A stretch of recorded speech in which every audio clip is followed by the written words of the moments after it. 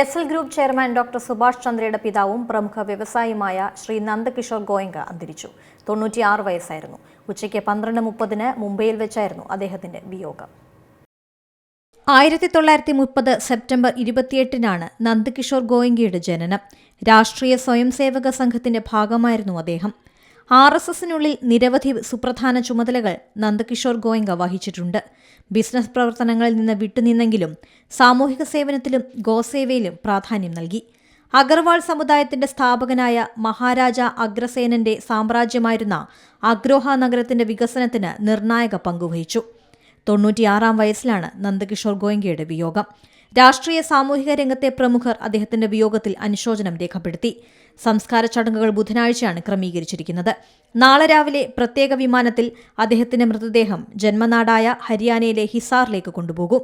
ഹിസാറിലെ വസതിയിൽ അന്തിമോപചാരം അർപ്പിക്കാൻ നിരവധി പ്രമുഖർ എത്തിച്ചേരും. ബുധനാഴ്ച രാവിലെ 11 മണിക്ക് ഹിസാറിലെ അഗ്രോഹ ധാമിലെ ഗോയങ്ക ഉദ്യാനത്തിലാണ് സംസ്കാര ചടങ്ങുകൾ. News desk C Malayalam news. ഏറ്റവും പുതിയ വാർത്തകളും വിശേഷങ്ങളും വിരൽത്തുമ്പിലറിയാൻ സി മലയാളം ന്യൂസ് എല്ലാ ഡിജിറ്റൽ പ്ലാറ്റ്ഫോമുകളിലും ലഭ്യം.